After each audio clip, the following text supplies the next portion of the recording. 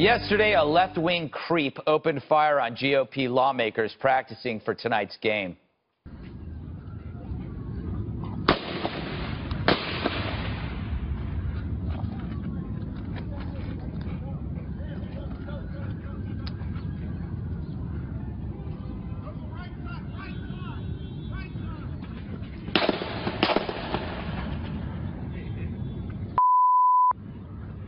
Do we know where he's at? Do we know where he's at? He's behind home plate. You call 911? I assume people have been calling 911 already. Now, despite the attack, the lawmakers took the field tonight at National Stadium in D.C. More on that, as well as an update on Congressman Scalise later. So since the shooting, we've seen a lot of finger-pointing. After preaching unity, Nancy Pants blames the Republicans. Coarsen political behavior. Do you see this as equally afflicting the left and the right? And no, I do not. Somewhere in the 90s, the Republicans decided on a politics of personal destruction as they went after the Clintons, and that is the provenance of it, and that's what has continued. Sorry, lady. The politics of destruction started way before that, and it's back for one reason: the attacks on discourse. If you shut down discourse, then there's no stopgap between rage and violence. Discourse keeps us from killing each other. So knowing this, let's ask these questions. Are conservatives the ones shouting people down on campus? Are conservatives blockading offices and physically attacking speakers? Are conservatives rioting after elections? Are conservatives harassing professors for calling out racism? Are conservatives stabbing police horses? Are they throwing urine on young women? This attack on discourse isn't a right-wing thing, it's a left-wing thing, who perfected it for decades, seeking to subvert the West. I don't know one righty who wears a Che shirt, but I remember Bill Ayers. He set off bombs. Whose side is he on again? It's the same side targeting dissent with violence now. Their premise is simple. If they think you're evil, not just wrong, then there can be no dialogue and only violence. So there's the rub. If a person agrees with you that it's time for calmness, then they aren't the problem. It's the people who embrace violence who are. I'd ask them to stop right now, but I don't think they watch The Five. Juan, Nancy said it all started with the Clintons. Do you think that's accurate? I mean, don't you think the 70s, it started before that with the Vietnam War and demonizing? Before. Yeah, even, I would say, my theory is it started with Nixon and blaming him for the Vietnam War and calling soldiers baby killers.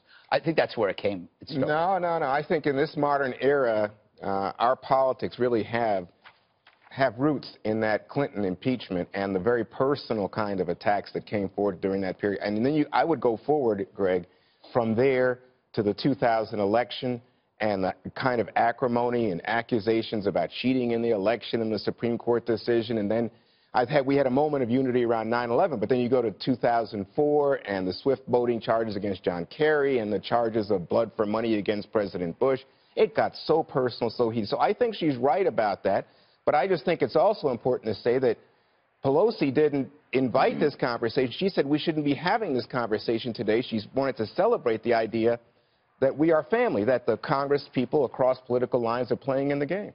You know, Jesse, I remember the Bork hearings. I'm that old. I remember how Ronald Reagan was portrayed as Hitler. I wasn't going to say it. Yeah, but I mean, this stuff has been, the radical left is always trafficked in violence because they romanticize it as part of a revolutionary ideology. So it's natural, I would think, that it comes from there. Yeah, you made that great point last night. This is just in their bloodstream. It's what they do. To Juan's point about the personal destruction of the 90s, I think it was Bill Clinton who destroyed his own presidency by making a dumb personal decision. So let's just make sure we have that clear. Nancy Pelosi is politicizing an assassination attempt against her own colleague. She didn't even wait 24 hours. The guy is still in the hospital. She's pointing fingers at Republicans after a Democrat pointed a gun at Republicans and squeezed the trigger.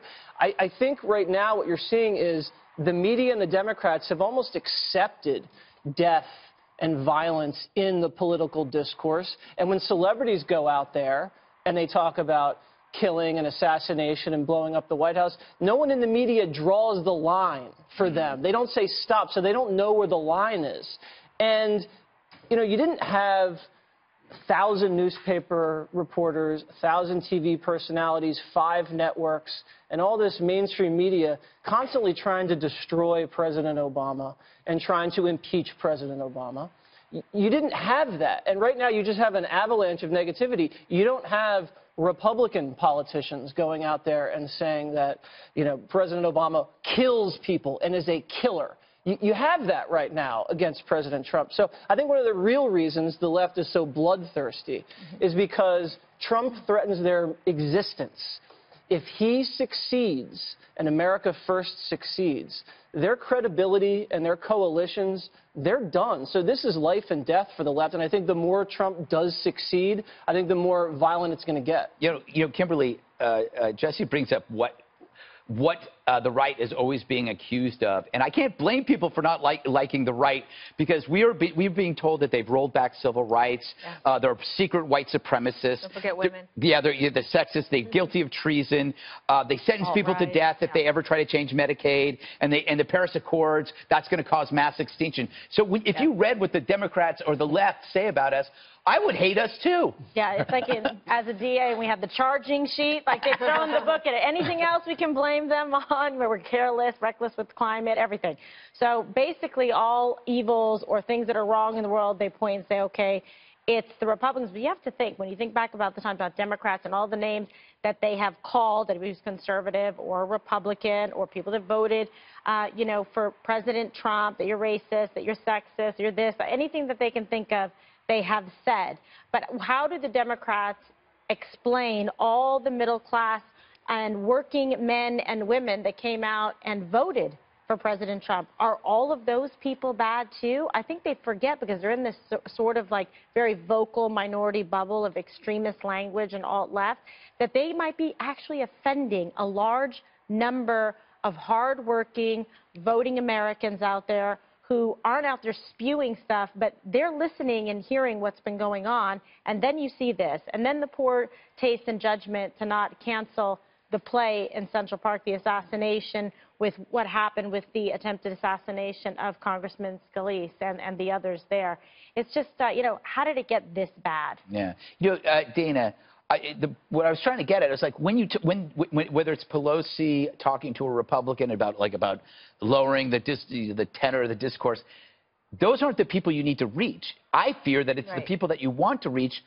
You lost them. Nobody in Antifa is going to listen to any of us. That's what I was actually, Jesse and I were talking in the green room before the show, and I was saying something that all of these conversations about softening the rhetoric, we're like having amongst ourselves, and we basically, none of us are about to go out and shoot somebody because of their views might be opposing to ours. On the Ben Shapiro show today, he was talking about the roots of this actually go all the way back with the left demonizing the right during the JFK assassination. And basically, if you look at what happened then from the media standpoint, once talk radio sort of comes into play and Fox News is successful, you saw the left get really resentful that there were successful media outlets that were providing this counterweight to what had been out there for so long and never been challenged. Now with social media, you actually are taking a lot of the networks and the newspapers out of the equation. Most people get their news online, and a lot of this, I think, is one thing that's very sad, and we haven't had a lot of reporting about this yet, but a lot of these people, like Hodgkinson, the shooter, when he's on those websites that are, you know, want to destroy the Republican Party or whatever that was, that he was part of a Facebook group, a lot of that content is fueled by fake news, so like actual fake news coming from Russia, Macedonia, people that are actually like wholesale making up stories and trying to stoke anger and trying to figure out a way that they can actually make money because of the clicks. So there's a whole different sort of media thing that is happening that wasn't there 60 years ago, but that is building and now is like basically throwing fuel on the fire. Juan, can I ask you, I just read today about the Golden State Warriors not going to the White House. In terms of discourse, couldn't they go and talk to the guy and say, here's why we're mad at you? I sometimes fear that people avoid that because what if they're wrong, or what if they find out he's not so bad? Right. You know? No, I think people have a legitimate right to say, I don't like your politics, I don't like your fear-mongering, I don't like your appeal to anger. They go and say it. You don't have to go and say it. I think by their absence, it's being said very loudly. Or is that, I mean, you know, you look at By the way, when I listen to this, I think to myself, I just look at daily politics, and I see tens of millions of dollars being spent down in Georgia to demonize Nancy Pelosi. She has become, you know, what's the opposite of a whipping boy, a whipping girl? She's become a piñata for the right. And I just think, well, what's the basis of this? But you know what? It doesn't matter anymore because in the mind of the right wing, she is bad, and they find that they can raise money, generate votes, and anger. You're talking about the special election in Georgia? Yeah. But the Democrats have spent just as much money, if not more, and they're actually their polling shows that he's in stronger position to beat Karen Handel on Tuesday. There's a long way to go. Maybe that's not going to happen. Yeah. But they basically have spent all of their money demonizing President Trump. Well, no, they go after Trump on the basis of his policies. I'm saying... What about her policies? Well, that's not what they do, Kimberly. They go after her in terms of she is the leader and she is this bad... She's a witch. It's like they're having a... Can I say one thing about Pelosi, though?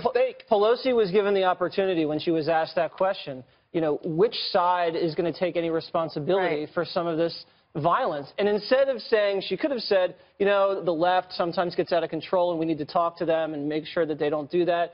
Or she could have said even, you know, it's both sides. Both sides are wrong. We contributed. No. She pointed the finger at Republicans a day after a Republican was shot by a hardcore Democrat activist. In response, she said, this is not the day for this conversation. She answered the question and had the conversation. No, because she answered a question she was pushed on. But to my mind, she doesn't have to answer like that. The question is, if you live in an age where you see immigrants demonized, where you see Black Lives Matter called out as evil and terrible and anti-police, and then there's someone you say, well, who's saying these things? Why is it that there's violence coming from the at the Trump rallies and the president, the man-elected president, says, I'll pay your legal bills? Ted Nugent insulting the president, talking about, oh, you know... Some of these illegal immigrants are crossing the border illegally and then committing crimes. Let me just say, and stealing jobs. And some of the Black Lives Matter people are chanting about killing cops. Well, there's a lot of stuff to go around, Juan. President Obama's not a monkey. How about that? What does that have to do with anything? Oh, because of the images that came from the far right, from Ted Nugent, Carl Palladino. I could go on, but I'm not doing it. Okay, don't point to a random sign at a Tea Party, Juan. I'm talking about elected officials and the people in the media.